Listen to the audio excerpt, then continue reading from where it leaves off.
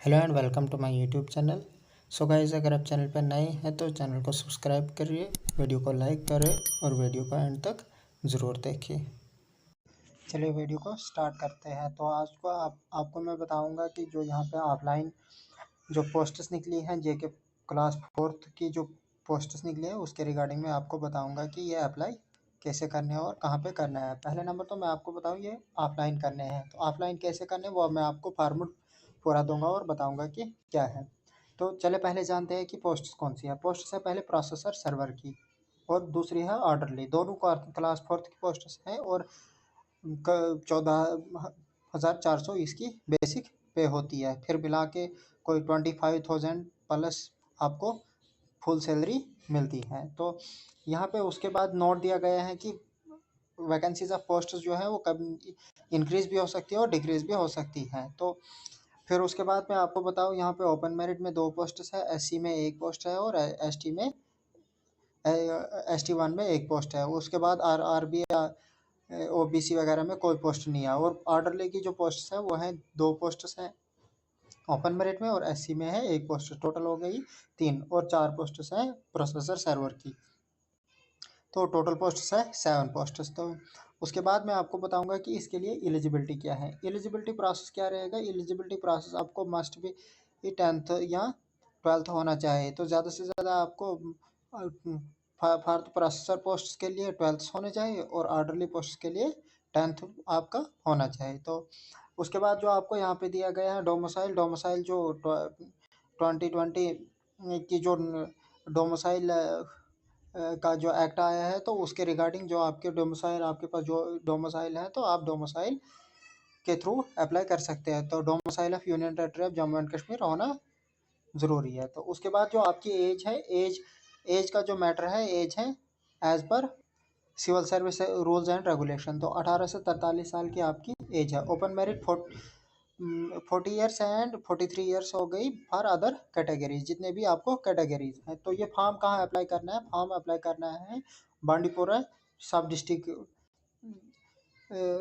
Session में, आपको बांडीपोरा में district court and session Bandipora में आपको अप्लाई करना है। तो अप्लाई कब करना है, 10 अक्टूबर से लेकर, यानी कल से लेकर ये स्टार्ट हो गया है और 31 अक्टूबर तक आपको ये फॉर्म अप्लाई करना है। तो 31 अक्टूबर इसका लास्ट डेट है। तो उसके बाद आप अप्लाई नहीं कर सकते हो। तो आपको ये बता दूँ, बांडीपोरा का जो एक वेबसाइट है वहाँ पे आप वहाँ से भी डाउनलोड कर सकते हो और आपको मैं यहाँ से भी दे सकता हूँ जो फॉर्मेट होगा। फॉर्मेट में आपको बताऊँगा कि फॉर्मेट कैसा होगा। तो अब यहाँ पे आप दोनों पोस्ट के लिए भी आप अलग अलग अप्लाई कर सकते हैं। यहाँ पे फीमेल भी एलिजिबल है और मेल भी एलिजिबल है। तो यहाँ पे ये देख सकते हैं आप। तो आपको ये डॉक्यूमेंट्स क्या क्या लगेंगे। आपको डॉक्यूमेंट्स का 10th की मार्कशीट और उसके बाद आपकी सर्टिफिकेट बर्थ सर्टिफिकेट तो 10th मार्क्स कार्ड पे हो गया, डोमिसाइल और आधार कार्ड, ये 4 आपको साथ लेना ज़रूरी है। और इनकी जेरॉक्स कापी भी। और आपकी जो एप्लीकेशन फ़ी आपको 500 रुपीज़ है। तो आपको एक ड्राफ्ट बनाना है, किसी भी बैच में आपको ड्राफ्ट बन जाएगा। ड्राफ्ट डिमांड बनाना है किसके नाम पे, प्रिंसिपल डिस्ट्रिक्ट एंड सेशन जज बांडीपोरा। तो वहाँ पे आपको वो अकाउंट नंबर देंगे और ये ड्राफ्ट एक बनाना है। तो उसके थ्रू आप अप्लाई कर सकते हो। तो मोड ऑफ सिलेक्शन, आपकी सिलेक्शन कैसे होगी। तो सिलेक्शन का मैं आपको बता दूं कि ये होगा या इंटरव्यू वाइवा, यानी आपका वाइवा होगा, कोई रिटर्न टेस्ट नहीं होगा। तो इसमें कोई आपका रिटर्न टेस्ट नहीं होगा। तो आप डायरेक्ट ये भर सकते हो। उसके बाद जो आपको एक यहाँ पे दिया गया है, the aspiring candidate informed through electronic media and official website. तो जब आपको इंटरव्यू होगा, वाइवा होगा, आपको यानी मीडिया के थ्रू बता दिया जाएगा। तो इसमें से कोई आपको आने जाने का कोई खर्चा गवर्नमेंट नहीं देगी, तो यानी वो आपको खुद से देना है। तो उसके बाद यहाँ पे दिया गया है, for any information candidate in their own interest and impressive upon the visiting aforementioned official district court Bandipora. तो यहाँ पे जो www.bandipora.dcourts.gov.in पर भी आप विजिट कर सकते हो और वहाँ पे आप देख सकते हैं कि क्या है क्या नहीं है।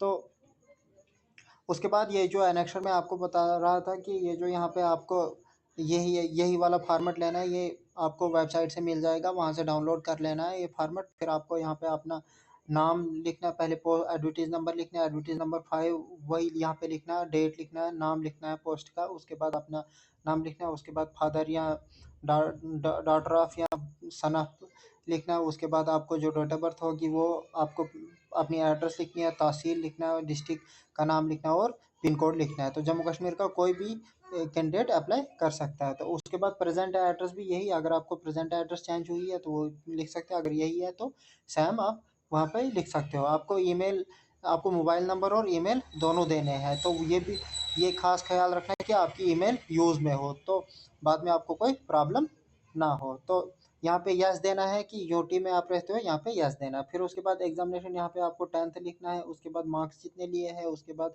जितने 500 मार्क्स का होता है, उसके बाद जितने मार्क्स लिए, उसके बाद परसेंटेज और जेके बोस। वैसे ही 12th का भी सेम लिखना है। तो उसके बाद डॉक्यूमेंट अटैच आपने क्या क्या किए हैं, क्वालिफिकेशन सर्टिफिकेट यस देना है, मेट्रिकुलेशन जो मार्क्स कार्ड आपको देना है यानी डेट ऑफ बर्थ के बजाय वो भी यस देना है। उसके बाद आपको डोमिसाइल के लिए भी यस देना है, और रिजर्वेशन अगर आपके पास है तो यस देना, अगर नहीं है किसी के पास तो वो नो दे सकते हैं। उसके बाद पेमेंट, वो मैंने आपको बताया कि पेमेंट जो ड्राफ्ट बनाना है आपको, ड्राफ्ट इसके साथ अटैच करना, अकाउंट नंबर वगैरह, डेट और अमाउंट लिख देना है। तो और यहाँ पे इसको यस करके आपको अपनी सिग्नेचर यहाँ पे करनी है।